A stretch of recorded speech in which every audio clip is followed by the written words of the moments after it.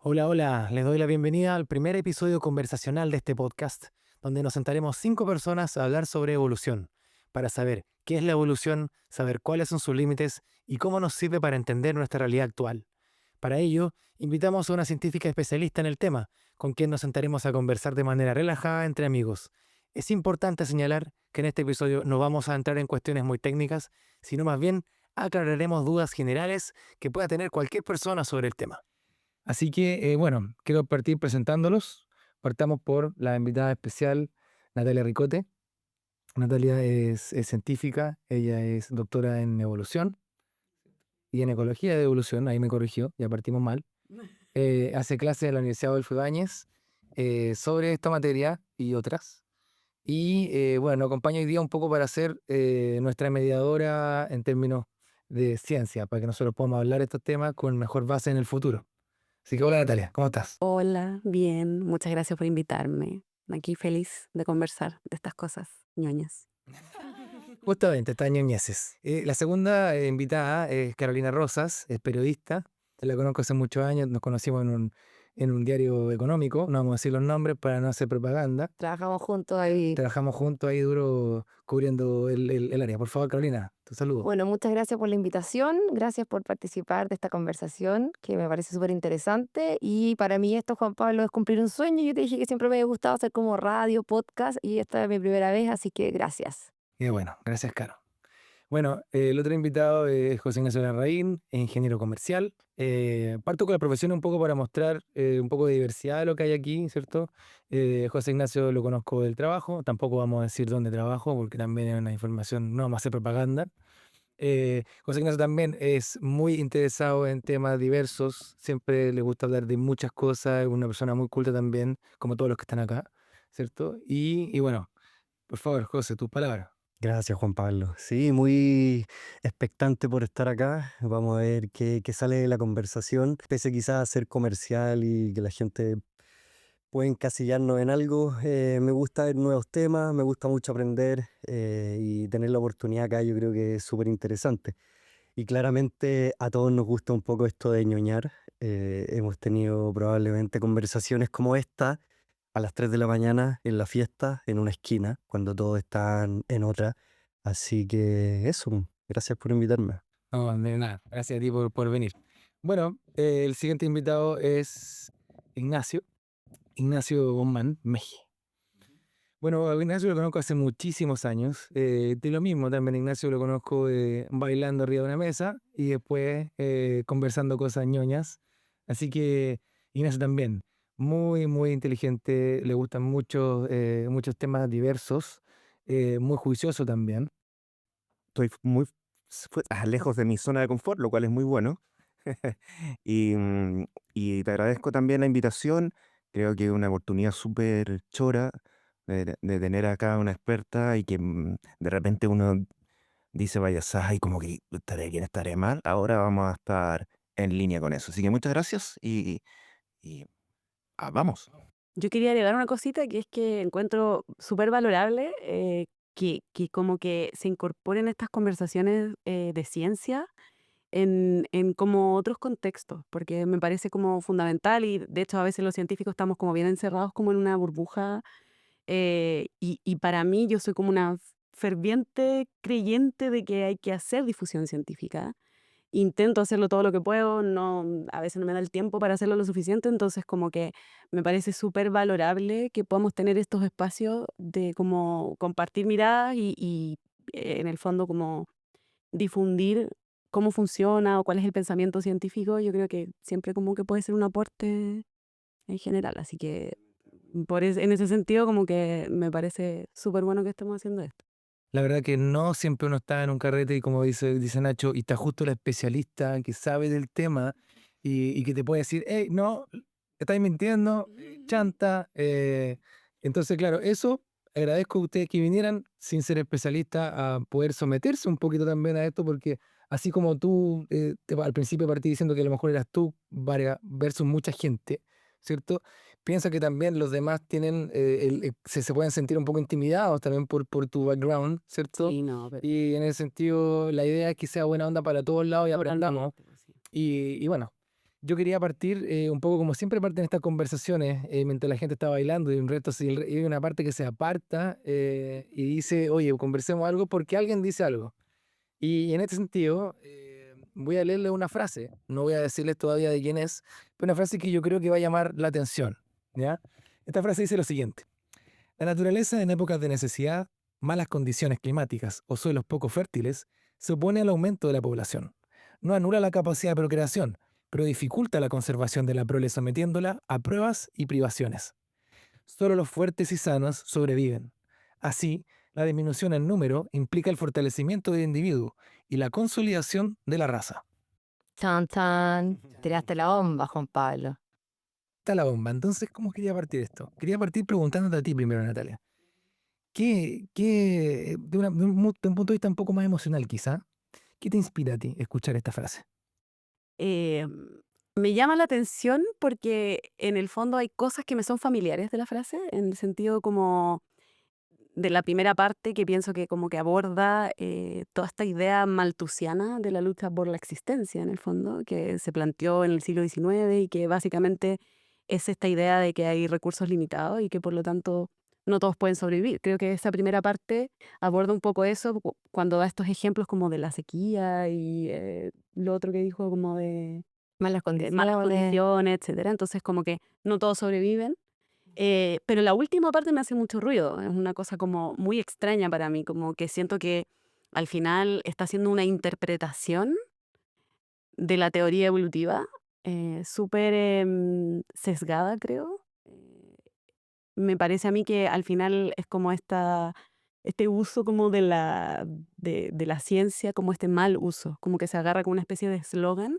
Entonces como que dicen, no, es que la teoría evolutiva, que es una cosa súper compleja y grande, ¿no es cierto? Una teoría científica súper importante, dice esto. Y es como una pura frase que dice, y con eso yo me agarro y como que justifico cosas que no son. Entonces para mí emocionalmente me da como ese choque de decir como, esta persona no entiende la teoría evolutiva bien, esta persona que dijo esto. Agarra como cosas de la teoría evolutiva y como que las intenta como meter en esta frase como para justificar algo y pienso que es porque no lo entiende. Y una de las cosas que, no, que se ve ahí que no entiende es como esta idea de como de que la evolución tuviera como una dirección, como que siempre fuera como a un mejoramiento de la raza, porque la evolución no funciona así. O sea, de la raza o del colectivo, te podría decir alguien, de la sociedad. Claro, A mí me pero viene a la cabeza como la pandemia, en el fondo, como ese momento, que en la parte que dice, en el fondo, como que los más sanos sobreviven, los que están mejor avanzan, como que se me viene a la cabeza un poco eso. Pero, y que, no se, que supuestamente no se reproducen en algunas épocas difíciles, pero al mismo tiempo también me provoca que cuando tuvimos pandemia hubo mucha gente esperando guagua, o sea, porque puede ser también por el encierro, quizás que pasó eso, no es que haya bajado la natalidad, no sé, asociándolo un poco como a la realidad actual. porque esta frase habla de humanos, Sí, a los humanos. ya, o sea, partamos por ahí. Claro, es extrapolar todo lo que es la teoría evolutiva a un comentario que se puede aplicar a la sociedad humana. Ahora, yo también lo escucho y es la clásica forma de un líder carismático en donde toma elementos que son muy ciertos y los tergiversa para poder manejar el discurso. Y cuando uno no es experto, uno solo se sujeta y se afirma de las cosas que uno entiende, que suelen ser las verdades, y sin darse cuenta, por debajo mete algunos elementos que no son ciertos. Porque efectivamente para que la evolución de alguna u otra forma exista debe haber muerte.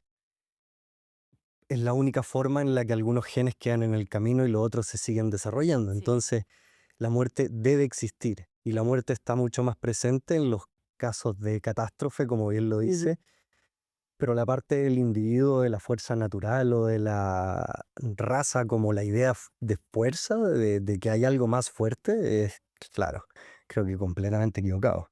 Pero ojo ahí con el tema como de la catástrofe, ¿ah? Porque en el fondo él aquí, o ella, no sabemos todavía quién hizo la frase, esta persona en el fondo habla de que momentos como de hambruna o momentos de escasez de recursos, ¿verdad? Pero habla como de que los individuos más sanos, etcétera. Pero básicamente la evolución puede ocurrir por este como filtro ambiental que es la selección natural, ¿ya? Donde en el fondo individuos que tienen ciertos rasgos que en ese momento y en ese contexto particular les permitieron sobrevivir más, obviamente van a pasar sus genes a la siguiente generación, ¿verdad? Y esa es la selección natural. Pero me llama la atención que hayas dicho la palabra catástrofe porque creo que eso es bien interesante porque la evolución no solamente ocurre por selección natural. Pueden haber eventos azarosos que cambian completamente el curso de la evolución. Y eso te da la idea de que la evolución no tiene una dirección ni un fin. De hecho, el hecho de que nosotros existamos como especie, que hayamos evolucionado a partir del grupo de los mamíferos, se debe a un evento del azar que fue la extinción de los dinosaurios. Si no se hubieran extinguido hace 65 millones de años, los mamíferos no hubiesen podido tener la radiación adaptativa que hubo, no habrían podido, digamos, ocupar todos esos nichos ecológicos vacíos y por lo tanto probablemente la evolución humana no habría ocurrido. Y eso no es por selección natural, es por un evento del azar. Entonces se mezclan ahí varios mecanismos. Y yo no sé si aquí esta persona se está refiriendo como a algo catastrófico o se está refiriendo más bien a la selección natural. Yo creo que se está refiriendo a la selección natural, pero la está usando como una excusa, como de decir que hay una dirección y que siempre es como el superindividuo. Y al final la selección natural es en el contexto en el que estamos y ese contexto puede cambiar en cualquier momento y entonces esas cosas que eran adaptaciones pasan a ser malas adaptaciones, por ejemplo, o rasgos que no te sirven en ese momento para sobrevivir o reproducirte mejor. Claro. Y en este ejemplo específico de como de una falta de alimentos, digamos, es curioso, pero quizá los que tienen más esperanza de vida van a ser la gente que tiene sobrepeso, por decir algo, no sé, porque tiene más reserva en el fondo. Ahora, podría darse también que personas que esto no tiene nada que ver con lo biológico, pero los que sean personas más agresivas que puedan ir a robar el poco alimento que hay, entonces también es como que incluso dentro de ese ejemplo como que no es muy redonda la frase para mi gusto en ese sentido. Tú hablabas de la evolución natural en el fondo y de los hechos azarosos, pero ¿qué pasa en este caso con la evolución como artificial que hoy día está pasando mucho en el mundo, en donde están, no sé, por ejemplo, los perros, las razas que se son creadas, ahora también las guaguas que son hechas por tratamiento en el fondo, donde hoy día ya se empieza a manejar genéticamente no sé, quiero tener un hijo que sea rubio, que sea súper inteligente, que venga de este país. ¿Qué pasa? ¿Qué va a pasar en esa evolución, digamos, con todos estos factores que ya son naturales, azarosos y hoy día que está muy presente, que es la evolución artificial? Claro, o sea, como la selección artificial. Es que La selección artificial. al final el tema como de la evolución humana ha tomado como un rumbo. Los humanos tenemos que entender que al final somos una especie social, ¿ya? Entonces muchos de los rasgos que hoy tenemos biológicos en su momento pasaron por este filtro de la selección natural para favorecer esta vida en grupo, ¿ya? Entonces, rasgos como reírnos, por ejemplo, que tienen que ver con fortalecer el vínculo, o la presencia de las neuronas espejo, que nos permiten tener empatía, son cosas que nos fortalecen los vínculos sociales, ¿ya? Y eso permitió que emergiera algo en la especie humana, que es la cultura, que no es exclusiva de los humanos, pero somos una especie que tiene este tema de la cultura y la evolución cultural es mucho más rápida que la evolución biológica. Entonces hay cosas que se mantienen de hace miles de años, como por ejemplo la capacidad que tenemos de almacenar grasa y que nos gusten mucho los alimentos muy calóricos, grasosos, que tiene que ver con que en su momento la comida no era algo seguro, entonces mientras más calórico comíamos, mejor. Y hoy en día es lo que nos hace tener estas tendencias a ser obesos, por ejemplo.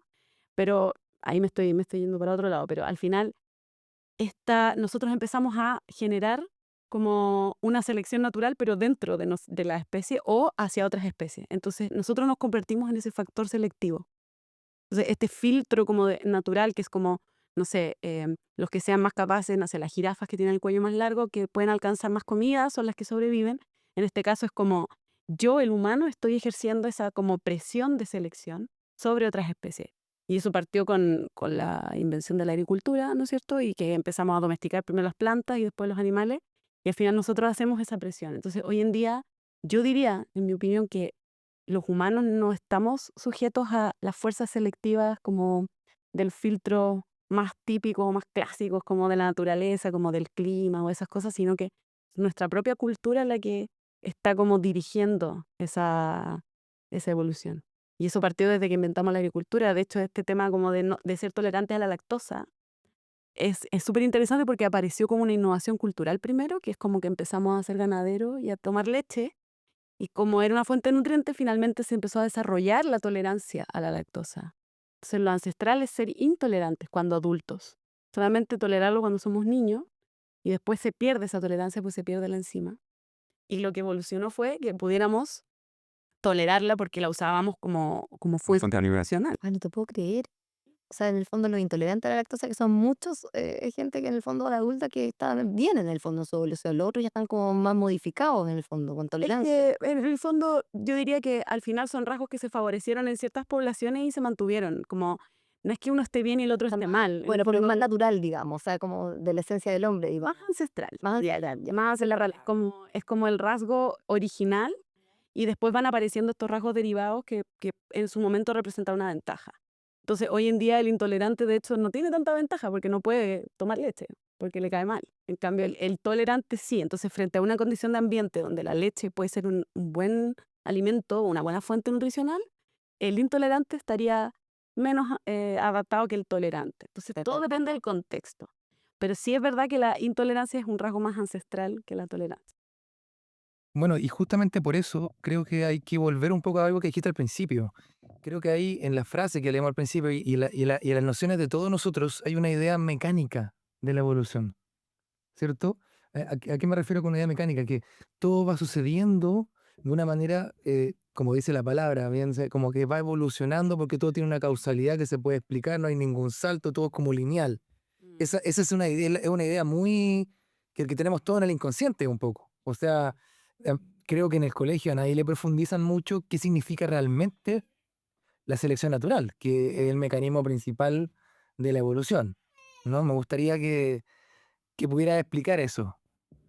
De hecho, esta figura como de típica de la evolución humana, donde aparece como un monito y después linealmente otro mono que se va parando así y de repente se convierte en un humano, como que fuera una cosa lineal, está súper errada. De hecho, uno tiene que imaginarse más la vida y la evolución como un árbol. Ya por eso es como que se habla del árbol de la vida y fue como el primer dibujo que hizo Darwin en su libro. Y en el fondo básicamente es un origen común y cómo se va ramificando esto. Y eso no es lineal. De hecho, va tomando distintas formas o distintas ramas, se va diversificando a medida que los ambientes van cambiando. Entonces yo voy teniendo ambientes muy variados. En el fondo es esta idea del árbol de la vida que fue uno de los primeros dibujos que hizo Darwin en su libro, que era un arbolito, ¿no es cierto? Y que viene como esta idea del origen común, ¿ya? Donde la vida se originó hace aproximadamente 3.800 millones de años atrás. Y a partir de ese origen se fue diversificando, ¿ya? Y como que la evolución al final no es lineal, sino que son distintas ramas que en el fondo se fueron diversificando debido a que distintas poblaciones, ¿no es cierto?, estaban en distintos ambientes, estos ambientes ejercían distintas presiones de selección y por lo tanto iban tomando como trayectorias diferentes, ¿ya? Y eso se va acumulando con el tiempo y entonces esos son los linajes. Entonces la evolución al final es un árbol, no tiene un punto final, sino que es algo que está constante, todo el rato está ocurriendo, hoy en día está ocurriendo. Y en ese contexto, ¿es correcto que alguien piense, por ejemplo, que el ser humano es lo más evolucionado de ese árbol? No, yo no diría para nada eso, para nada. ¿Qué sería lo más evolucionado, según tú? Según yo, todo lo que está hoy está igual de evolucionado, porque la evolución al final es un proceso que permite que las especies puedan vivir en el ambiente donde viven. Entonces, tenemos arqueobacterias que llevan 3.000 millones de años en el planeta y que viven en ciertos ambientes. Y viven, se reproducen, mueren esas poblaciones. Entonces, es porque esas arqueobacterias llevan mucho más tiempo que nosotros, de hecho, viviendo en el planeta y triunfando en su aventura de vivir, en el fondo, como que no se han extinguido. Entonces, todas las especies que hoy están y que no están extintas, están igual de evolucionadas. Es solamente que los rasgos que puedan tener les van a permitir vivir en el ambiente que viven. Y hay especies que viven en ambientes súper como constantes, súper poco cambiantes. Entonces esas especies se mantienen muy parecidos durante mucho tiempo. No sé qué. Claro, no somos en ese sentido quizás el único animal eh, que le ha puesto tanto énfasis al cerebro, a esta idea de pensar. Si vemos cuáles son los más evolucionados, antes hablábamos de los dinosaurios, estuvieron vivos 200 millones de años y se extinguieron, y quizás la única diferencia con nosotros es, claro, Mala suerte. mala suerte, o que ningún dinosaurio se puso a pensar y usar la cabeza para intentar detener el meteorito. No sé si Pero, nosotros podríamos. Bueno, las películas gringas dicen claro. que en teoría lo lograríamos, pero Pero quizás eso es, si vamos con otros temas, pero quizás ese es un punto de cambio evolutivo importante, y que dentro del universo y de la evolución misma, eh, eventualmente algo va a ocurrir al medio ambiente en el que estás, y la vida quizás va a volver a partir de nuevo. Entonces, claro, sí, la, eso la pasa. evolución no hay un elemento que pueda definir mejor o peor. Hablando un poco antes de la linealidad, me llama mucho la atención. Yo en algún momento me metí en este hoyo de conejo que quería investigar y aprender, y me llamaba mucho la atención el por qué salimos del agua, como la idea del animal.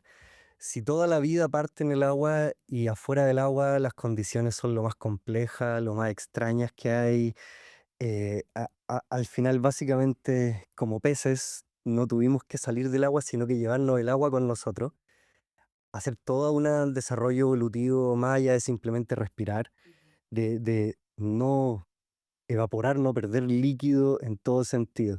Y una de las cosas que más me llamó la atención, hablando como esto de lo mejor o lo peor, era que pensaba que los pulmones, por ejemplo, eran uno de los elementos que ayudaron a salir del agua. Y me encontré con que en realidad los pulmones eran una de las cosas que los peces con huesos ya tenían desarrollado hace millones de años atrás, que antes de que quisieran recién pensar en salir del agua. Entonces hay distintos elementos que uno puede caracterizar quizás como mejor o como peor, pero es todo dependiendo del contexto absoluto en el que están.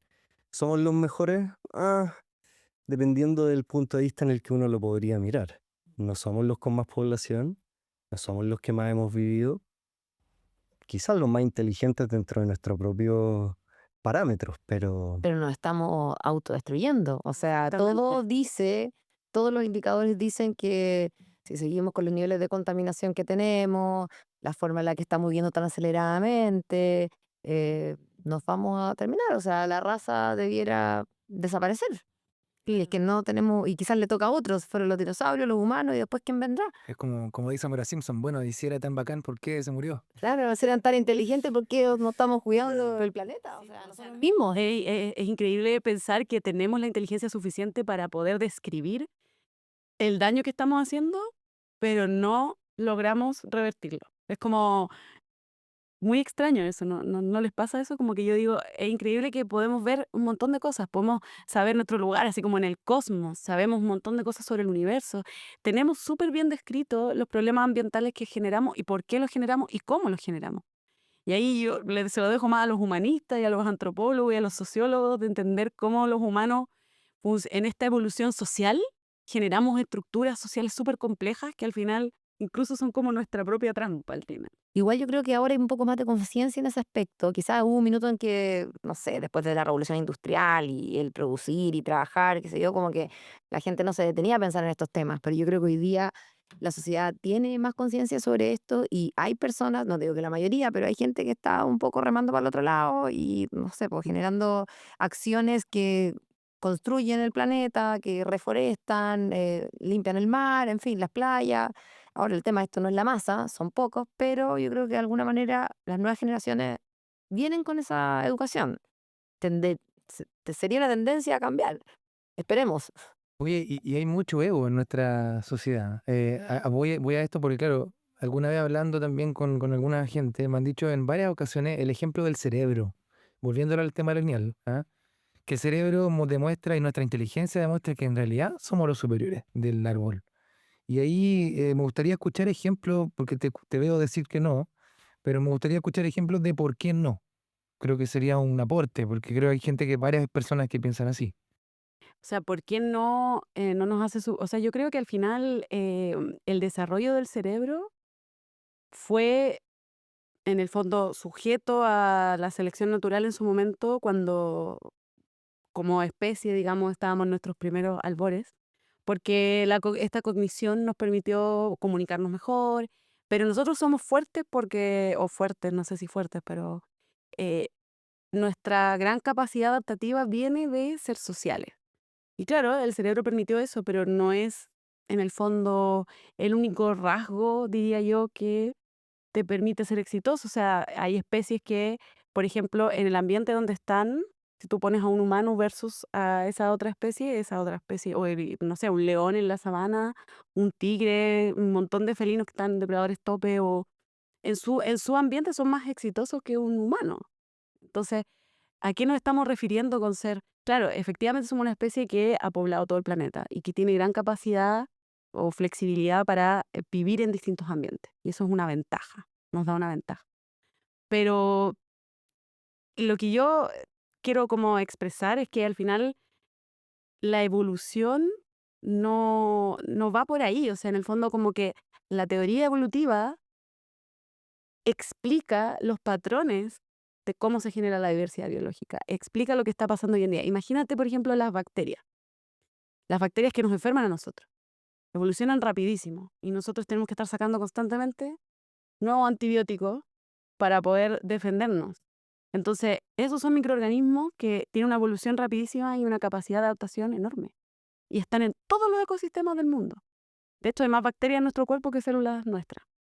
Entonces, esa bacteria es igual de exitosa que nosotros o más.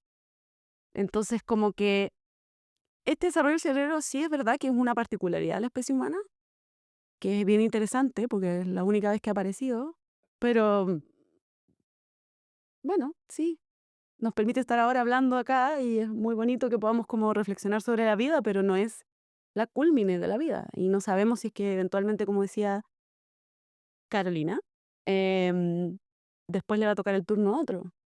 O qué hubiera pasado si no hubiera caído el meteorito, a lo mejor los dinosaurios también habrían desarrollado esta cognición o no. O sea, ¿me entendía lo que voy? Es como que no necesariamente esto es algo con una dirección o una culmine, sino que es algo que se fue dando y que se va a seguir dando. Y que sirvió y por eso se fue mejorando nomás. En su momento, claro, Entonces la evolución es infinita sí. bajo esa perspectiva. Mientras que exista vida, va a Va existir siempre a estar evolución. en todas partes, no solo en la Tierra, ¿o no? Estamos pensando ya más lejos. Eso ya es especulativo, pero sí, podría ser. Yo creo a las condiciones. Oye, ¿y qué tan importante es el factor genético? ¿Para la evolución, dices tú? Es fundamental. O sea, uno tiene una variación natural. Tienes como poblaciones que tienen individuos que son distintos y esas diferencias están en parte determinadas por su genética. Ya el ADN se va copiando y va teniendo errores, se va generando mutaciones al azar y eso genera variabilidad. Y sobre esa variabilidad actúa la selección natural. Entonces necesitamos que haya variación. Si somos todos clones, es imposible que pueda actuar la selección natural. Y después, lo otro que necesitas es que sean heredables esos rasgos que te dieron una ventaja en tu momento. Porque si no, no los vas a transmitir a la siguiente generación y por lo tanto tampoco puede haber evolución en las generaciones. Entonces la genética está ahí como en el centro de todo, es fundamental. ¿Qué se piensa actualmente? A ver, si vemos la sociedad humana actual, como decíamos en un momento, no obedecemos realmente esta idea original de lo que es la teoría de la evolución en el probarnos frente a nuestro medio ambiente. Ya sobrepasamos eso y actualmente la raza humana avanza de distintas formas. Pero ya con la cantidad poblacional que somos, ¿cómo nos podríamos ver en 300, 400 años más, cuando se empiezan a formar ya básicamente lugares más separados en donde ya empieza a ser muy difícil que la población se mezcle completamente? ¿Podrían empezar a haber personas con grados evolutivos completamente distintos a los del otro lado como del continente? ¿Se esperan y se visualizan cambio evolutivo actualmente en el que digan, por ejemplo, en Irlanda todos están saliendo con los ojos de tal forma, por alguna razón? ¿demostramos como raza humana un poco esos cambios evolutivos que podemos estar viendo quizás en algunos pájaros, algunos elementos actualmente?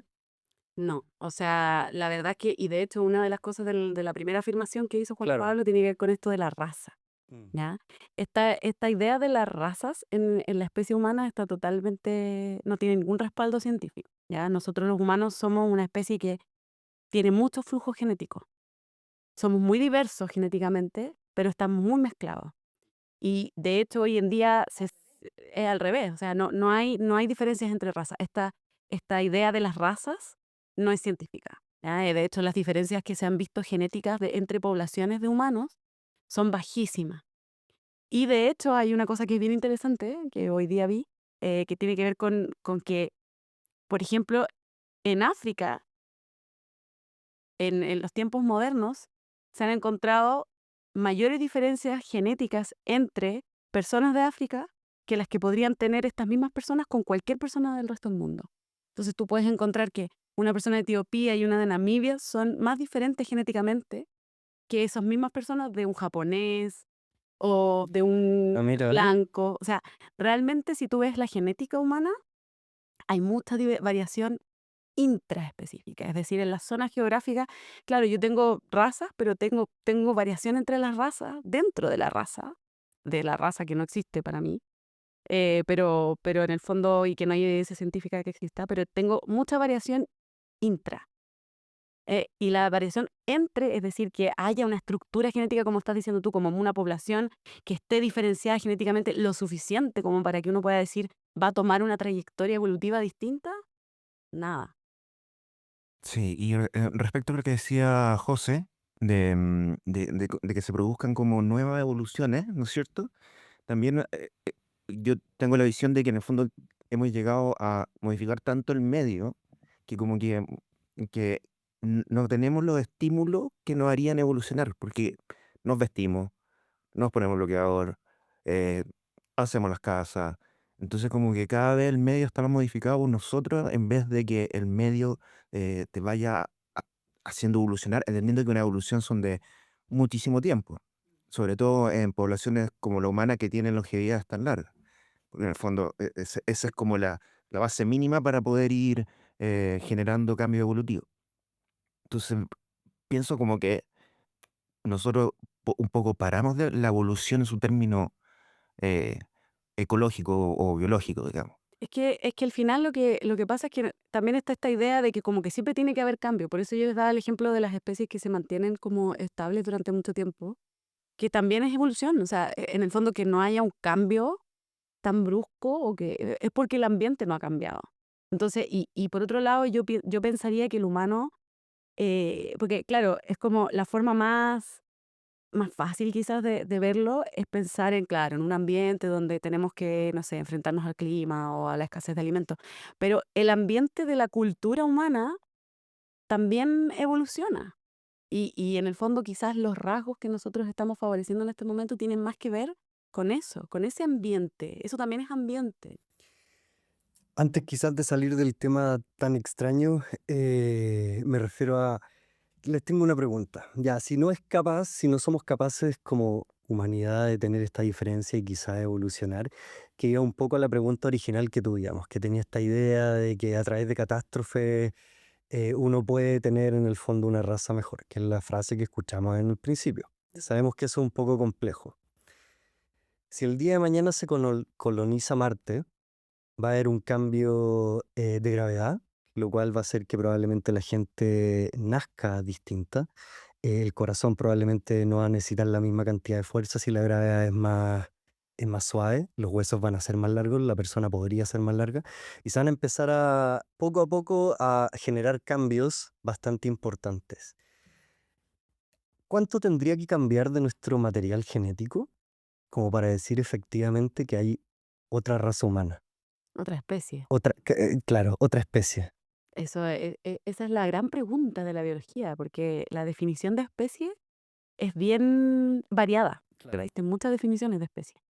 De hecho, nosotros en algún momento de la historia hubo más de una especie humana en el planeta Tierra. Y de ¿Como hecho, cuál? a ver, fueron muchas. Ya hubo un momento en que, y fueron bastante que, Y fueron durante bastante tiempo varias especies, ya que especies humanas, incluso del mismo género que nosotros, que es como lo más cercano cuando uno habla como de diferencias taxonómicas, el género es como los que están dentro del mismo género son los más hermanos, ya es como imaginarse eso. Nosotros teníamos varios hermanos en algún momento. Hoy en día todos esos hermanos murieron y ahora solo tenemos primos, que son los chimpancés y el resto de los primates. Pero en su momento tuvimos, por ejemplo, el Homo neanderthalis, que es el más como conocido, porque fue uno de los primeros que se descubrió, que era el hombre de Neandertal, que le llaman. Que esa era otra especie, era nuestra especie hermana, y hubo un momento en el que incluso convivimos y lo que se cree es que hubo incluso hibridación. Entonces, este concepto como de la diferenciación genética para que haya otra nueva especie es como bien, en biología, bien como que el límite no está tan claro, ¿ya? Por ejemplo, la definición biológica de especie es que individuos de una misma especie se pueden reproducir y generar descendencia fértil, ¿ya? Entonces, por ejemplo, un caballo con un burro se reproducen, pueden tener crías, que son las mulas, pero las mulas no son fértiles. Entonces, eso te dice que el caballo y el burro son especies distintas, porque no. Pero básicamente se van acumulando cambios en los linajes hasta un punto en el que ya al juntarse ya no pueden como volver a lo que era originalmente. Entonces, son como linajes que toman trayectorias evolutivas distintas y ahí se van acumulando cambios. Entonces, eso se va viendo a nivel genético. No tengo así como el número exacto de cuánto No, claro. porcentaje, porque de hecho con los chimpancés nosotros tenemos 98% de coincidencia del ADN. Un montón. Oye, y pregunta, pero es de ignorante, pero ¿siempre va a ser infértil? ¿Nunca se da un caso de fertilidad? Es que, es que ahí es donde iba. Cuando las especies no se han separado hace suficiente tiempo, ¿ya? Tenemos como dos linajes que se empezaron a separar, ¿ya? Y van acumulando cambios. Pero esa acumulación de cambios no es suficiente y se vuelven a juntar, como pasó con Homo sapiens y Homo neandertal. Esos híbridos sí son fértiles, ¿ya? Y lo que se cree es que como un 5% más o menos de nuestro ADN actual es de neandertal, ¿ya? Como que hubo una cruza porque no se había separado hace tanto tiempo, ¿ya? Y hubo como hibridación. Oye, ¿y qué Ya. opináis de los humanoides? ¿Cómo, en qué sentido? ¿Como Que, que pues, humanoide? los humanoides, estos seres humanos que están creados como artificialmente, ahí me fui para otro lado de la conversación, que Ah, ya están empezando a aparecer y en esta locura de la vida hoy día tan artificial hay gente que se puede enamorar de un humanoide, pero humanoide te refieres como a un robot. como una especie de Tener... robot, sí. En algún minuto yo creo que Es que ahí yo pienso que son como que es que no, ahí de eso no sé mucho, pero como que siguen siendo como máquinas que no se pueden reproducir, ¿o sí? no, yo creo que no se pueden reproducir, hoy día eso ni una opción. Pero en el fondo en esta sociedad media loca yo creo que van a empezar a tomar un lugar los humanoides. Pero ojo, o sea, no se pueden reproducir en términos carnales, si queréis decirlo, pero por ejemplo, si son un algoritmo o lo que sea complejo, lo tiráis en un simulador, Claro, quizá podría evolucionar. podría evolucionar Sí. y generar crías, por decirlo de alguna manera, Crías como digitales, digitales. visuales. Exacto. O sea, podrías verlos como los modelos de inteligencia artificial que han ido evolucionando no sé, pues del GTP. Creo que partieron en el 2, el 1 no estuvo nunca. Después salió el 3, 3,5, 4, el 5. Y en el fondo son evoluciones de los algoritmos. Claro, pero ahí no funcionan los mecanismos de la evolución biológica, no es lo No, mismo. para nada. O sea, pero vamos a empezar, la vida se va a empezar a cruzar mucho con eso. Oye, y disculpa la pregunta, ñoña, pero cuando habláis de mecanismo, yo cuando tú me decías el mecanismo de la evolución, Es la selección natural, entre otros. entiendo que hablar de evolución siempre es problemático, por este tema que la gente piensa que es lineal, que va siempre a ver a lo mejor, y todo esto ya que vemos que hablamos que no, ¿no? Pero que la forma de demostración de la evolución sería este mecanismo. O sea, es que al final el mecanismo es el cómo ocurre. La evolución es el patrón, es lo que ocurre, es el fenómeno, de alguna forma. Y el mecanismo es una explicación de cómo pasa, qué es lo que está pasando ahí. Entonces, claro, uno puede ver evolución en vivo e en directo cuando pones una bacteria ahí a reproducirse rápidamente y les cambia las condiciones ambientales y ves cómo los cambios genéticos se van acumulando y van generando nuevas cepas resistentes. Por ejemplo, tú le pones antibióticos y generan resistencia a los antibióticos. Y eso es por selección natural. Es decir, había una mutación que les dio esa ventaja en un momento y eso hizo que esa mutación se fijara en la población.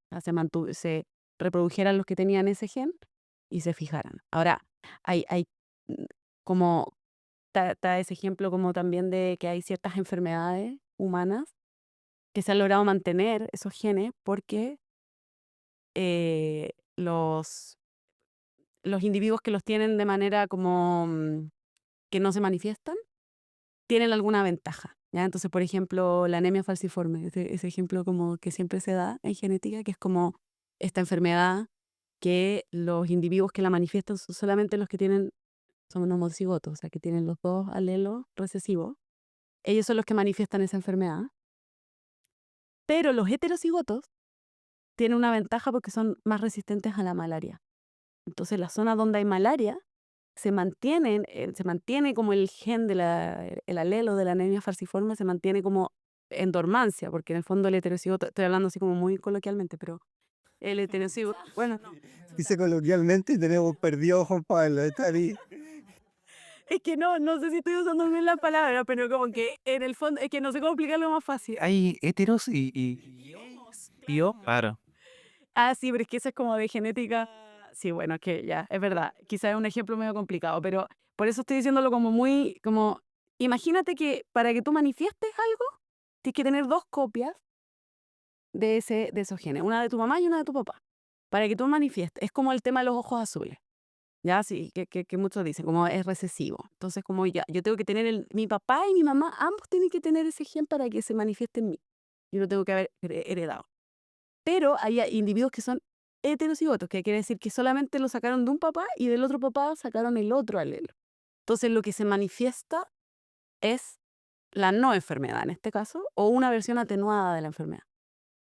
Entonces uno pensaría que una enfermedad que es tan mortal como la anemia falciforme debería desaparecer por selección natural. Pero a veces estos heterocigotos están aventajados en ciertos lugares del mundo. Entonces en las zonas donde hay malaria, los que tienen el gen pero no lo manifiestan, que son los heterocigotos, son los que sobreviven más. Entonces ese gen se mantiene en la población, aunque sea malo, entre comillas, aunque sea, en el fondo, haga que en algún momento esa enfermedad se mantenga. No me acuerdo por qué estaba hablando de esto. En el fondo es como la apuesta, lo, lo mantengo ahí, sé que genera este problema, entre comillas, sé, ¿no? Pero a la larga es una buena apuesta. En ese ambiente, en el ambiente donde hay malaria. Ah, era porque tú me estabas preguntando de los mecanismos, ¿no? Sí, sí, claro. Que en el fondo la selección natural es el mecanismo por el cual se producen estos cambios y que no siempre va a ser como, o sea, en el fondo es complejo. Yo creo que lo difícil es sacarse de la cabeza esta palabra de que la selección natural, el que sale adelante es el mejor, Sí, o el más fuerte, o Sí, el... hay muchos factores. Es simplemente el que por distintas razones logró pasar más genes a la otra fase. Y aún así eso ya está muy, muy simplificado. Pero entonces esta idea del más fuerte no. Es como el espermatozoide que llega al óvulo. Fue rápido, pero no sabemos si es el más fuerte, ¿no? Llegó nomás. Sí, hay un componente de azar y hay un componente también del efecto del ambiente, de ese filtro ambiental. Entonces, tú me hablabas de las evidencias ahí, por eso. Me estabas diciendo como que si ese mecanismo de la selección era como era una evidencia. En el fondo es como uno tiene muchas evidencias de que la evolución existe. Y la selección es como el mecanismo que se propuso originalmente, el más como típico, que es este del ambiente, pero no es el único tampoco. ¿Ya? Entonces como que van por dos partes distintas. ¿Ya? Por un lado tienes la evolución y las evidencias de la evolución, que podemos hablar de eso también, pero por otro lado tienes cuál es el mecanismo que se propone de cómo se produce esto. Claramente acá todos creemos en la evolución. No sé si han tenido la oportunidad de hablar con alguien que no cree en la evolución. Para mí ha sido muy, muy, muy difícil intentar llegar a algo. ¿Cómo? ¿Has tenido la experiencia? Sí, he tenido la experiencia. No voy a dar nombre, pero sí he tenido la experiencia. Es desesperante incluso para mí que no soy experto en el tema y lo veo algo como... Pero bueno, ¿cómo, cómo le explicas esta... cómo bajas la información, intentar hacerlo amigable para demostrar la evidencia? Porque sabemos que obviamente hay gente que nunca va a querer pensar en esto y da lo mismo lo que uno le diga, está completamente cerrada. Y el argumento es, nosotros no somos monos, o sea, por favor, no hay monos convirtiéndose en humanos y hasta ahí nomás se queda. Pero alguien que simplemente es un poco más... Sí. Sí, o sea, si igual uno se puede agarrar de la idea esa que acabas de decir, Mm. para decirle como que la evolución no es eso, no es que nosotros haya un mono, de repente haya tenido un humano, así como que haya parido y de repente había un humano. De hecho, los monos son nuestros primos, los que existen hoy en día. No es que nosotros vengamos de un chimpancé, sino que Sí, y espérate, que justo ayer leí en Facebook una persona que criticaba un libro sobre la evolución, un libro que se llamaba ¿Por qué la evolución es verdadera? Se llamaba el libro, y la persona pone en el comentario, los cerdos son lo más parecido a nosotros. Y dice, imagínate la información, y tiraba un montón de estadísticas, era con información con números. Entonces, cómo tú, voy en la misma línea tuya, ¿eh? ¿Cómo tú combates? Porque tú haces clases, ¿no? En tu aula, tú haces alguna encuesta, le preguntas a tus alumnos cuáles de ellos realmente después del curso terminan creyendo o no creyendo en la evolución o algo así. o sea, en general, todos como que en las clases que yo doy tienen como alguna formación en ciencia y no me ha tocado nunca que alguien no crea. Lo que sí me ha pasado es más esta creencia como de que la evolución tiene una dirección, que hay un diseño inteligente, es decir, como que hay una cúlmine de la evolución que es el humano y que hay algo que la está dirigiendo hacia allá y que por lo tanto siempre lo mejor va a ser lo más parecido al humano. Eso sí me ha pasado harto, porque creo que eso es más común. Sí, La idea suele como ser que... como definición religiosa sobre todo Sí, eso. En general sí. es como alguien muy religioso de repente puede fundamentar y creer en la evolución sin tener problemas con todo el resto de sus creencias. Claro, pero el tema de explicar como las evidencias mismas de la evolución o esto de como de los... No entiendo muy bien cómo ese comentario del cerdo estaba como apoyando en ese Lo que pasa es Decía que que era el mono, decía que era el cerdo. yo, yo le digo, no sé qué tan cierto será, pero que se supone que genéticamente somos muy parecidos al cerdo. No sé si al 98 como los monos, pero también un porcentaje muy alto. Y eso a la gente le vuelve loca. Lo que pasa Que, perdón. que fisiológicamente tenemos hartas cosas bien similares. ¿Sabes? Nos pueden poner hasta corazón y la aorta y distintas cosas, pero yo creo que esto va muy al comentario inicial que hiciste, es en darse estos espacios de conversar de ciencia. Lo importante acá es conversar y hay cosas que uno no sabe y aprender a saberlo. O sea, esta idea de que la evolución es un proceso de tal y tal manera.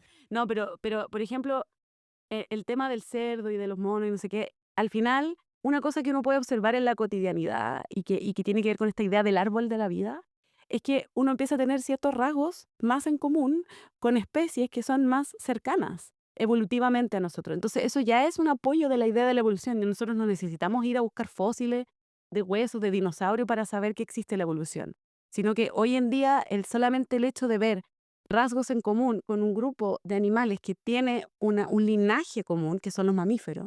Entonces tenemos que los mamíferos están más emparentados entre sí que, por ejemplo, los mamíferos con un reptil. Y eso se puede ver porque se van acumulando esos rasgos a partir de este origen común o este árbol de la vida. Incluso hay una cosa que uno puede observar en los embriones. Uno ve los embriones en desarrollo como temprano, humanos, y los embriones de otros mamíferos son idénticos. Las diferencias van apareciendo después. Entonces, por eso hay una frase así que dice como la ontogenia recapitula la filogenia, que es como en el desarrollo, como desde el embrión hasta el adulto, en el fondo te va contando la historia de la evolución, un poco. Es como esa la idea de la frase. Entonces, uno puede ver evidencias como de la evolución constantemente y puede ver también otros organismos que tienen reproducción más rápida, puede verlos evolucionar. Y lo mismo, o sea, decirle a una persona, ¿cómo tú vas a crear una raza de perro si no existe la evolución? ¿Cómo vas a hacer tú que un perro, o sea, qué haces tú cuando quieres tener un perro pastor alemán? Controla su reproducción y eso va cambiando su genética. Le Cambiar enseño la alemán. evolución. Claro. Mira, no sé si se ubican esta página. Hay una página que se llama onezoom.org, ¿no? Ya, ¿Nunca la han escuchado? no. Ojalá me hubiera encantado haber tenido esta herramienta en su momento. Es muy interesante y tal como un árbol, lo que hace es ver todos los espacios evolutivos y las posibles ramas y cómo cada vez que uno va haciendo zoom en alguna de las ramas, específicas, vamos entrando más, en más, en más. Y es un juego tremendo en ir a buscar, por ejemplo, de dónde, de dónde hay algunas diferencias y uno empieza en este árbol, que claramente no es lineal, a ver de repente como una ameba crea esto y hay toda una rama completamente distinta que se quedó hace millones de años atrás, pero como todos básicamente venimos de la misma línea, Común. claro. Sí, entonces es como que para mí, y yo creo que también tiene mucho que ver con esta idea, y que yo creo que es bien importante, de la definición de lo que es una teoría científica, ¿ya? Eso es súper importante porque uno ocupa la palabra teoría, así como en la vida cotidiana, para una suposición que no tiene mucha como peso. Como, no, es que yo tengo la teoría de que esto puede ser así. X, como sería en ciencia una hipótesis. En ciencia una teoría es como lo máximo a lo que se puede llegar en Algo cuanto ultra a... aprobado, mega aprobado. ¿Y la ley no es superior la ley? En general las teorías son como conjuntos de leyes, ¿ya? Por ejemplo, la teoría de la relatividad, está la ley de la gravitación universal, hay como varias leyes que están metidas dentro de la teoría de la relatividad, ¿ya? Entonces, lo mismo en la evolución como que hay varias cosas que ya tienen como la categoría o la certeza como si fueran una ley. Por ejemplo, la herencia, el hecho de que nosotros heredemos y que nuestro ADN se copia, eso es algo que pasa, existe, es un hecho de la... No es Y debatible. no es como que no suceda, no es como que yo diga, no, es que yo creo que a lo mejor, o sea, todos lo vemos en el día a día y en la cotidianidad, y vemos que los hijos no son idénticos a los padres, que hay una mezcla, que hay reproducción sexual, todas esas cosas como que son fenómenos que ocurren en la vida, en la biología, digamos, fenómenos biológicos. Y eso está metido dentro como de un paraguas, que es esta gran teoría evolutiva que en el fondo es como la explicación de la biología. Entonces, por eso a lo mejor también siento que en el lenguaje, perdón, a veces como que hablamos de teoría pensando que es algo como que tiene súper poca evidencia o que todavía como que están viendo si es que es algo lo científico. No. Mira, una pregunta en ese punto que tiene que ver como con la evolución del hombre y como más como con su sexo, su género. No sé si es algo que siempre ha pasado o es un fenómeno actual, que hoy día pasa mucho que están muchos tipos de personas que se sienten hombres, se sienten mujeres, en cuerpo de hombre, en cuerpo de mujer, que eso es algo nuevo, es algo que ha pasado siempre. ¿Cómo lo ven desde la ciencia ese fenómeno que yo siento que está muy presente hoy día en la sociedad? Yo diría que es como una manifestación como cultural y que el humano, por ejemplo, una cosa que sí es biológica es que la reproducción humana, por ejemplo, no es temporal, es constante. Ya no tenemos como esta idea de como los periodos de celo o periodos reproductivos, sino que tenemos una reproducción constante, ¿ya? Y eso ha existido siempre. Pero ahora está la gente que se tiene que realmente se cambia, por ejemplo, de género, porque según ellos están en un cuerpo equivocado, porque son otra, y está pasando también, y finalmente uno los ve. eh, Se notan que son personas que están trans, y se nota también en niños. O sea, es algo evidente. Es difícil separar a veces como lo que ¿Qué era es eso? educación como evolutiva de todo lo que es como cultural después, ¿ya? Porque en el humano, si nosotros pensamos en cómo ha sido nuestro cambio biológico en los últimos, no sé, 10.000 años, no ha sido mucho, ¿ya? En términos de nuestra biología, pero nuestra cultura o nuestra evolución cultural ha sido gigante, ha sido enorme. Entonces, siento que como que tampoco yo sería de la idea de utilizar como la explicación evolutiva para todo y como darle esa, porque siento que se ha mal utilizado también, como esto es natural. Lo natural es como que el hombre y la mujer se reproduzcan.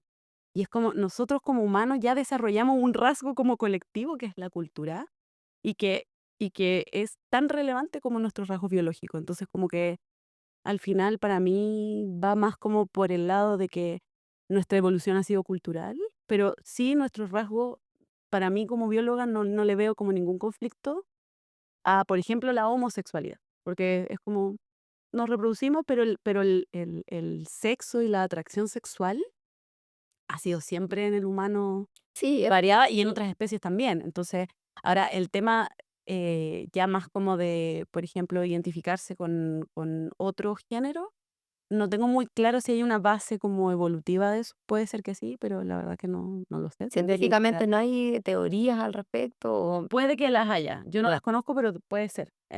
Pero yo pienso que tiene más que ver, yo sería de la idea que tiene más que ver con una cosa como cultural, pero que no, eso no quiere decir que sea como de ahora necesariamente. Bueno, ahí hacer una pequeña acotación. También hay que hacer una diferencia. O sea, cuando nosotros hablamos de cosas puramente biológicas, si quieres decirlo así, serían los genes, XX, XY.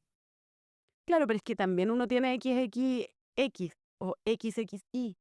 También hay individuos que genéticamente no tienen el binario. O sea, no es que solamente haya un hombre XY y una mujer XX, sino que también pueden salir combinaciones cromosómicas Eso, a eso me refería. que no dan... Ah, te referías a eso ya, ok.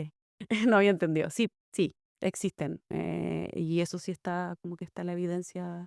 Entonces, si es que ¿Es algo nuevo o es algo de siempre? no, de siempre, de siempre. O sea, como que Ahora se habla. pienso que en el fondo que exista una combinación de cromosomas o unas trisomías en los cromosomas sexuales, que sería como esto de tener 3 en vez de 2, y que ese tercero como que no te determine los caracteres sexuales secundarios, se llama. Que es como todo esto de que las mujeres tenemos ciertas hormonas, los hombres tienen otras, y eso nos hace que a los hombres les salgan barbas, a las mujeres no, etcétera, etcétera.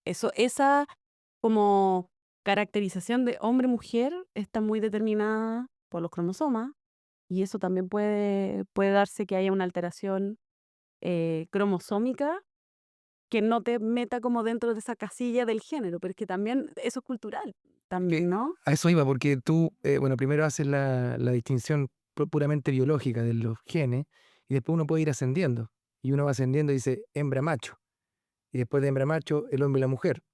Y en ese ascender de la lógica, vamos pasando por diferentes estadios de análisis.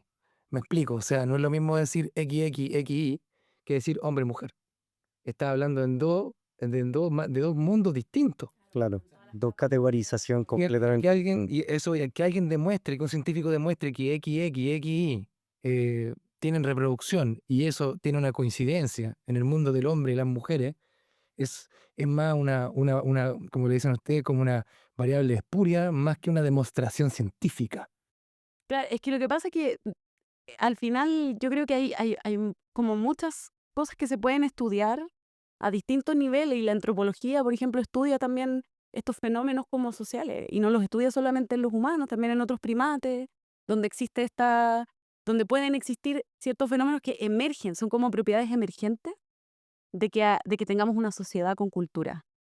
Y estas propiedades emergentes quiere decir que solamente ocurren cuando estamos como en este contexto cultural. Y entonces como que al final eso no es no biológico, también es biológico al final.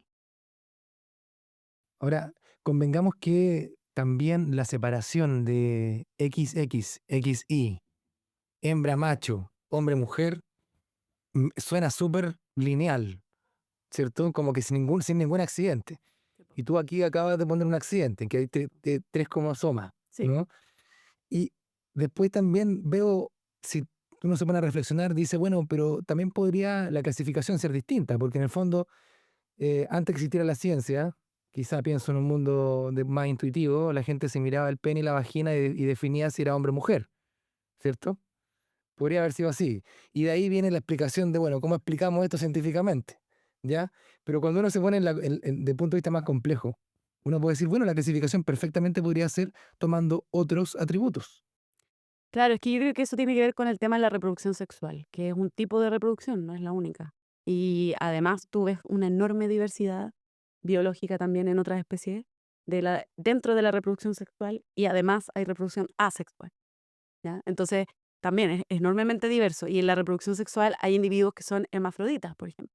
Cambian de sexo en un ambiente donde necesita que, por ejemplo, hay muchas hembras, ¿no es cierto? Y entonces una hembra pasa a macho. ¿Ya? Es como por una presión ambiental. Tienen esa capacidad de cambiar de sexo, de ser ¿Eso hermafrodita. estaría como pasando en el ser humano hoy día? No, porque no podemos reproducirnos. Claro, Pero es que hoy día, bueno, vuelvo a entrar ahí en un área que no es natural, pero que hoy día al final yo creo que sí. entra la reproducción in vitro, los ambientes de alquiler, y al final... Es que separar igual lo humano de lo natural también puede ser debatible, porque uno podría decir que nosotros somos naturales, somos una especie de la naturaleza, y entonces todas estas cosas que vamos desarrollando. Bueno, justamente los griegos opinaban así. Los griegos opinaban que la naturaleza es lo que emerge. Esa es la forma que ellos tenían de definirla. Ellos no hacían la distinción de lo natural y lo humano, como el perro natural, yo soy humano, o el árbol es natural, para ellos la naturaleza no era lo que nosotros entendemos por naturaleza, para ellos era lo que emerge. Entonces, justamente lo que emerge del espíritu humano es natural. En la biología actual también lo es. O sea, en el sentido de que yo les dije este concepto de propiedades emergentes, que se usa mucho en biología, porque al final, cuando tú vas como, ¿se acuerdan como de los niveles de organización biológica? Que era como uno partía la célula, después formaba tejido, después formaba cuerpos, después poblaciones, comunidades, ecosistemas. En cada uno de esos niveles emergen nuevas propiedades que solamente son que no son la suma de las partes, sino que es más que la suma de las partes. Es algo que aparece de esa interacción. Y ese era otro punto que quería tocar, porque la teoría de la evolución está permeada mucho se habla mucho de la competencia de los individuos. Y quería preguntarte ahí, ¿cuánto pesa la interacción social de los grupos cuando tú estudias evolución? Eh, hay, en ecología se reconocen un montón de interacciones biológicas. La competencia es una de ellas, es una que es negativa para ambas partes, ¿no es cierto? Ambos están como intentando ganarle al otro. Pero hay una enorme cantidad de interacciones que son positivas. Incluso puede ser positiva para una de las partes o positiva para ambas. Entonces, lo que se ha visto es que, por ejemplo, las interacciones de cooperación, Los animales con simbiosis. los animales con simbiosis, por ejemplo, o las coevoluciones. Es muy bonito, por ejemplo, los picaflores con el pico largo y la flor que en el fondo desarrolla porque la flor necesita el picaflor que la poliniza. Entonces desarrolla esta forma que es como, por evolución estoy hablando, ¿ya? Acordémonos de todo lo que dije antes. Entonces, en el fondo se va seleccionando una forma que es más práctica para que ese picaflor pueda ir. Y así hay un montón de casos de coevolución, es decir, especies que van evolucionando juntas porque se van ayudando mutuamente. La cooperación es un concepto en ecología súper importante. Entonces, muchas veces la selección natural favorece estos rasgos de cooperación porque al final las poblaciones les va mejor cuando cooperan. Entonces, no siempre es competencia. Bueno, en ese sentido, entonces, el perro, podríamos decir que eso, ¿no? Para pasar de lobo a perro, tiene que haber pasado por este proceso básicamente evolutivo.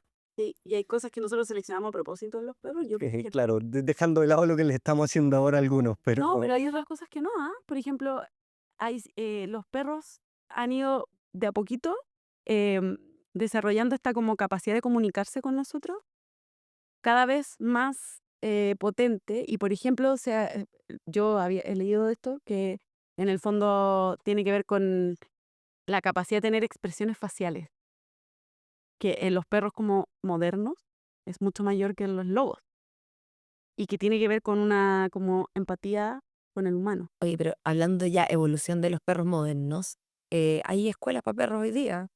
Hay perros que los llevan en transporte escolar, que viven en departamento y que los dueños le toman un transporte escolar que los lleva a la escuela, que te juro, mi cuñada tenía eso y, y te juro que después una vez yo cuidaba perrito un tiempo y un día me dijo, ya, quédate con mi perrito el fin de semana para que yo voy a salir, no sé qué. Y he cuidado perritos que iba a la escuela, a colegio y perritos normales. Y te juro que el perrito que iba al colegio era otro perro. ¿En serio? No ladraba, te juro, era un perro que no se sentía, no molestaba, no se subía arriba de los sillones, era un perro educado. Te juro, o sea, no le faltaba poco. Y decía, o sea, el perro educado se nota.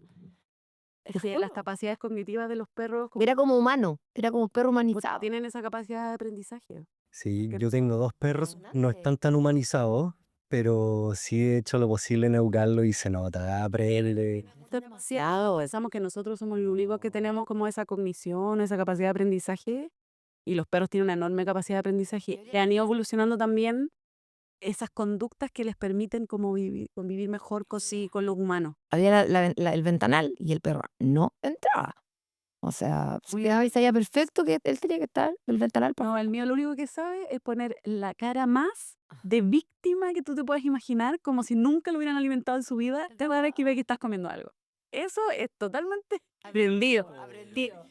Porque logra que toda la gente le dé comida. Claro, pero eso es un proceso, o sea, básicamente evolutivo en el que el perro aprende. ¿Dónde leí yo esto de que la cara de cachorro de perro, de perro mojado, de perro muerto, es un proceso evolutivo que el perro ha hecho y que a nosotros nos producen ciertas cosas Y que no... sabe que logra Sí. lo que quiere. Pues si no, Sí, yo lo he pensado, está bien, hay un aprendizaje absoluto, pero que esa capacidad de aprender también puede estar forjada como por la evolución, puede estar siendo seleccionada la capacidad de aprender. Bueno, llega un momento también dentro del proceso evolutivo que los rasgos o a ver cómo decirlo, las acciones o los hábitos dejan de ser hábitos y pasan a ser instintivos, ¿o no? Tú dices como, No sé si estaré usando las palabras correctas, probablemente no. como ciertas conductas. Claro. Cuando estoy en piloto automático, digamos, como que ya... Pero no en nosotros, sino que en el proceso evolutivo de un animal, por ejemplo. Que un comportamiento que iban haciendo ya pasa a ser un elemento instintivo y ya básicamente está dentro como de Claro, proyecto de hay ADN. como toda esta idea original como lamarquiana, que era como de lo que tú aprendías o adquirías durante la vida, lo podías pasar a tu descendencia, que después se vio que en realidad solamente se pasa lo que se hereda. Ujú. Pero lo que sí puede pasar es que hayan ciertas conductas que están como más determinadas genéticamente, o sea, es decir, hay un componente genético de esa conducta y entonces se ve favorecido. El tema de la conducta es como bien plástico, Claro. ¿ah? Pero como que igual se va, pero en el fondo lo importante es que tiene que estar determinado genéticamente para que pueda como fijarse en la población ese como em, composición genética que permitió esa conducta, ¿ya? Igual hay ciertas sutilezas acá, todo esto que yo estoy hablando como que hay áreas enteras que se dedican como a Shinu. Y de hecho, por ejemplo, hay cambios en la vida que sí efectivamente podrían tener un cierto efecto en las crías. Por ejemplo, está toda la parte de la epigenética, pero ahí es como que nos metemos en un... Pues la biología siempre es así, como uno va rascando y va descubriendo cada vez más cositas, ¿ya? Pero eso no hace que sea falso lo anterior de que al final hay una cosa genética que tiene que heredarse. O sea, aquí son comportamientos que heredamos, que es muy antiguo, el tema de cuando, que no sé si le ha pasado, o que si les pasa, pero uno se siente tranquilo cuando tienes un horizonte, un paisaje. Y una vez, no me acuerdo si lo leí, lo vi, pero... Y te sientes más tranquilos cuando no tienes horizonte. Y eso es porque con el horizonte estás viendo lo que pasa a mucha distancia, entonces si hay un tigre lo vas a ver más lejos, no te van a salir de la nada a atacar. Uy, perdón. Entonces, ese sí llegó a ser un comportamiento que heredamos, increíblemente. Bueno, que- aparte hay muchos otros, pero Es que claro, como que en el fondo, en el momento en el que nuestro cerebro se fue evolucionando, estaba expuesto a presiones selectivas como del ambiente muy particulares, que al final son las que hoy determinan ciertas conductas que hoy en la vida moderna como que no tienen mucho sentido. Por ejemplo, el miedo también tiene ciertos como componentes fisiológicos, pero nosotros a veces podemos sentir miedo de cosas que no están ahí, porque nuestra ansiedad nos dice, bueno, tengo una prueba mañana, tengo que ir a grabar un podcast y no he estudiado lo suficiente, y entonces tengo una reacción fisiológica que tiene más que ver con algo de sobrevivencia, ya como que aumenta la adrenalina, se te erizan los pelos, y todo eso tiene que ver con una sobrevivencia como a un depredador o a un peligro que realmente hoy en día no existe, ¿no es cierto? Pero nuestro cerebro fue sometido, nuestro cerebro no, nosotros como población, pero estos rasgos como que se vieron de alguna forma, eh, fueron llevados por la selección natural en un momento específico donde efectivamente el ambiente era como estar cuidando a los depredadores, eh, y muchas de las cosas que hoy en día vemos tienen ese componente como de nuestra evolución hace miles de años atrás, claro. No es todo, esto es importante, como que nunca hay que simplificar, porque están todas las otras capas de la evolución cultural que han sido súper como rápidas, mucho más rápidas que nuestra evolución biológica. Pero por lo mismo hay mucho mismatch, como que hay cosas que ya no, hoy en día ya no tienen como mucho sentido en la actualidad, pero que sí tuvieron sentido en su momento. Bueno, no sé si alguien tiene algún otro comentario, si no vamos con el cierre. Hay algo que siempre me ha llamado la atención, como si es que eh, hay alguna explicación evolutiva de por qué no, de la depresión, porque no le encuentro sentido evolutivo que nos deprimamos, que nos llenemos de cortisol, que incluso algunos se quiten la vida, que no puedas vivir, olvídate de reproducirte al final. Entonces siempre me ha llamado la atención eso y creo que también pasa en animales. Yo creo que ahí es como justo el ejemplo que dije, como en el fondo es un poco una maladaptación que tiene que ver con nuestra reacción al medio, que en su momento como que fue muy... Porque tú hablaste en este momento del cortisol, ¿no es cierto? El cortisol tiene como esta utilidad de que esta respuesta del estrés, que nos hace estar como más rápidos, que nos hace estar como más pendientes de la amenaza del medio, pero tiene un costo, ¿ya? Normalmente en la fisiología siempre las cosas no son infinitas ni gratis, entonces uno gasta aquí y pierde acá. Siempre todo Tiene viene consecuencias. hay costos asociados. Entonces, el estrés como crónico tiene costos. Y entonces al final las depresiones tienen que ver con un desbalance químico que se produce en el cerebro, producto de estímulos externos que en el fondo nos hicieron en algún momento responder como para poder sobrevivir, pero que hoy en día no es que nuestra sobrevivencia esté determinada por eso, pero para nosotros sí. O sea, acuérdense que en el fondo uno percibe con sus ojos, lo que sea, con sus sentidos, pero es tu cerebro el que interpreta. Pero eso se hereda, ¿o no? Porque también hay mucha enfermedad mental se hereda. Sí, sí. Hay componentes genéticos. Factor genético. Sí, eso, o sea, por eso Se sabe poco, pero sí. pasa, hay patrones que la familia se suicidó, no sé, el abuelo, después, o sea, Sí, está o sea, presente. los trastornos, el trastorno bipolar, por Sí. ejemplo, es súper hereditario. Y ahí, Pero bueno, ahí tiene que ver con un tema más químico que del ambiente, creo yo. sí, sí, es que ahí, claro, ahí uno se mete como en todas las enfermedades. Hay depresiones que son gatilladas por el ambiente, pero yo también a lo que iba era que también el ambiente puede ser interno, en el sentido de que yo en el fondo interpreto la realidad y, por ejemplo, tengo, no sé, ansiedad generalizada. Entonces esa ansiedad me hace a mi cuerpo le hace pensar que está en peligro constantemente, aunque no lo está realmente. Pero la reacción fisiológica, porque es tu cerebro el que está como mandando toda la información de que estás como en peligro. Entonces todo eso, el cuerpo se pone en modo sobrevivir y ese modo sobrevivir genera consecuencias negativas porque supuestamente es algo temporal, nomás que uno deberá por un ratito para lograr escapar del depredador y después ya, chao. Pero hoy en día ese lograr escapar es como constante. Entonces, y eso está dentro que puede estar determinado por la sociedad moderna, por la forma en la que funcionamos, que yo creo que hay un mismatch enorme de la forma en la que nosotros nos relacionamos con nuestro medio. O sea, hace miles de años atrás, cuando nuestro cerebro y toda nuestra biología evolucionó al mundo en el que estamos hoy. Y por eso hay muchos rasgos que son como mal adaptativos hoy en día. Eso es lo que yo pienso. Oye, y llevando el tema también a la parte de la educación, porque como tú haces clases me recuerda todo el tiempo eso, en el sentido de que los sistemas educativos por lo general se basan en la selección, ¿ya? Y seleccionan de acuerdo a ciertos parámetros. Después nosotros estudiamos y acá en Chile tenemos una prueba y la prueba vuelve a seleccionar, ¿ya? Y de alguna manera voy a volver a la frase inicial, con la que partimos el podcast, donde, claro, eh, tú empiezas a generar un proceso de selección social después posteriormente. A ti como especialista en evolución, ¿qué, qué, qué te produce? ¿Crees que la educación debiera tener alguna instancia o más de alguna instancia colaborativa? ¿Qué piensas de eso?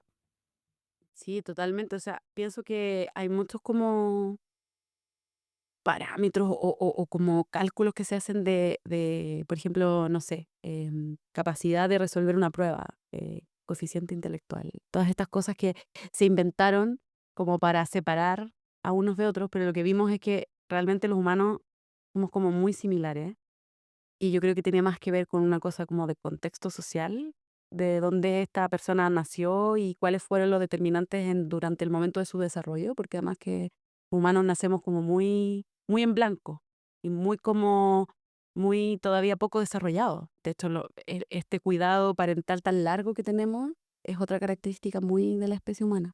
Entonces, y que tenemos que estar en grupo para poder cuidar a nuestras crías que son totalmente indefensas. Pero eso es lo que también determina que durante el desarrollo de los niños se adquieran todas estas como capacidades. Entonces, en el fondo, este aprendizaje o este nacer como tan en blanco nos permite una enorme plasticidad. Es decir, un humano tiene como mucho potencial, pero ese potencial lo tenemos todos. Entonces, no hay diferencias para mí no hay diferencias intrínsecas. Y de hecho, me acuerdo una vez que leí que en Maturana decía como solamente el hecho de que seamos capaces de aprender a hablar nos hace a todos extremadamente inteligentes, o sea, igual de inteligentes. Todos los humanos aprendemos, excepto los niños que Que están claro. abandonados y que no pueden aprender porque nadie les enseña, porque tienen que aprenderlo de otros humanos. Entonces, si tú dejas a un niño abandonado, obviamente no va a aprender y eso le va a limitar mucho. Entonces, ¿a qué voy? Voy a que yo siento que es un determinante social totalmente, más que biológico. O sea, ya vimos que no hay diferencias genéticas entre los humanos que sean significativas realmente. Hay mucha variación. Somos una especie que tiene enorme variabilidad. Pero no hay algo que yo pueda decir así como, esta persona es como genéticamente mejor, nació mejor y por eso entonces va a tener como una ventaja. Entonces, se escapa un poco de lo que para mí es la evolución o la biología. O sea, tiene que ver con cosas como mucho más sociales, totalmente. Eso es lo que yo pienso, por lo menos. No sé qué piensan ustedes. Yo creo que hay personas que tienen como ciertas virtudes o dones, no sé, ya yéndome como a otra área de los conocimientos, no tan como científico. Y se ve de repente como en los niños que tienen facilidades, algunos para los deportes, otras niñitas, yo trabajo en educación, entonces me toca mucho ver en los colegios que de repente, oye, esta familia, todos los niñitos de esta familia realmente son como muy virtuosos en la música, por ejemplo. Y que claro, tuvieron un abuelo, un tata o un primo, o hay alguien en la familia que quizás no sé si lo inculcó o existe una habilidad. em, Ahí yo discrepo un poco contigo en eso. No necesariamente estamos discrepando, porque en biología existe como este concepto de que el fenotipo, es decir, lo que tú ves, la manifestación, es una suma del genotipo y del ambiente. Entonces, ambas cosas son súper importantes. Entonces, yo puedo tener una cierta predisposición genética a algo, y si estoy en un ambiente adecuado, lo voy a desarrollar. Si no estoy en un ambiente adecuado, no lo voy a desarrollar. Entonces, cuánto es genético y cuánto es ambiental es lo que es bien difícil como de determinar. Pero Una está lo tiempo. cosa. ¿Mm? Tío, siempre como una pelea. Sí, pues el nature versus nurture famoso, que como que hablan mucho de como esto es genético solamente, viene como de algo, de un linaje, o hay una cosa de el ambiente. Y la respuesta es que es ambas. Se complementan, básicamente. Ujú. Sí, entonces claro, puede ser que en esa familia, por ejemplo, se hayan visto expuestos mucho a la música, siempre. Entonces, porque si el abuelo era músico, seguramente siempre había un instrumento musical en la casa y entonces eso va generando como esta acumulación de cosas que el niño se ve como expuesto a eso mucho más tempranamente. Entonces, yo ahí no sabría cómo determinar cuánto de los genes y cuánto del ambiente favoreció esto. Pero siempre es una combinación de ambas. Entonces, por eso yo siempre como que digo que hay que tener ojo con eso, más que estar así como diciendo que no hay una base genética, porque sí, muchas cosas están determinadas genéticamente, pero siempre la combinación con el ambiente es súper importante. Bueno, parece que llegamos al final de la conversación, aunque podíamos seguir conversando mucho más. Podemos seguir hasta el infinito. Sí, puedo. De muchas cosas para seguir ahí. Ya, cuéntanos de la frase, pues. Queremos saber Oye, sí, de dónde era, quién es, tira la bomba. mal aplicada la idea de la evolución. Bueno, la frase nefasta es de Adolf Hitler, de su libro Mi lucha. Del libro Mi lucha. Ahí está. Sí, sí, y la puse sobre la mesa porque yo creo que hay muchísima gente que piensa la evolución en el sentido que la piensa él, hoy en día, sin saberlo y sin usar los mismos conceptos. Porque puedes quitar de la frase la palabra raza y puedes poner sociedad. Y mucha gente piensa que si tú seleccionas a los mejores en un país, por ejemplo, a ese país le va a ir mejor, mejor que a otros países, y va a competir mejor. ¿Pero qué es mejor? ¿Cuáles son La mejores? cosa, Esa es la ¿cómo duda. defines Y mejores? justamente eso es lo que yo quería que reflexionáramos. ¿Qué es mejor? Claro, o sea, ¿qué es mejor? ¿El más inteligente? ¿El más capaz de ser empático con otros humanos, por ejemplo? Que es un rasgo Las habilidades blandas que están tan presentes, tan necesarias hoy día. que es mejor. ¿O existe eso realmente? Yo creo que ahí la última reflexión que yo haría es que no debemos olvidar que lo que nos trajo acá y que lo que nos hace ser una especie tan exitosa en términos de cómo hemos podido estar en todo el planeta y todo, es nuestra capacidad de ser sociales y de La común- ayudarnos los unos a los otros. Hacer comunidad. Y no nuestra capacidad de tener más fuerza bruta, ni de ser necesariamente más inteligente. De hecho, en general, las personas que tienen una inteligencia como que se sale de la curva, como son genios, no fueron favorecidos por la selección y son por eso individuos como muy... Más desadaptados al final. Claro, porque lo que nos hace a nosotros humanos, profundamente humanos, es nuestra capacidad de ayudarnos entre nosotros. Entonces, quizá eso es lo que deberíamos buscar, si es que realmente queremos ser, no sé, como favorecer aquello que nos favoreció en el pasado, que nos hace ser como tan especiales dentro de las otras especies, ¿no es cierto? O sea, pensando que somos todos el resultado de la evolución, los que estamos acá, estamos todos vivos en este planeta y entonces estamos todos igual de evolucionados. Pero los rasgos que a nosotros nos favorecieron eran los rasgos que nos hacían cooperar. Era la empatía, ¿no es cierto? Y era esta idea de ayudarnos los unos a los otros. Wow, fuertes declaraciones y bonitas. Y bonitas. Así que Hasta el final. ¿Qué te puedo decir? buen final del episodio. Así que bueno, Ayudar. gracias a todos.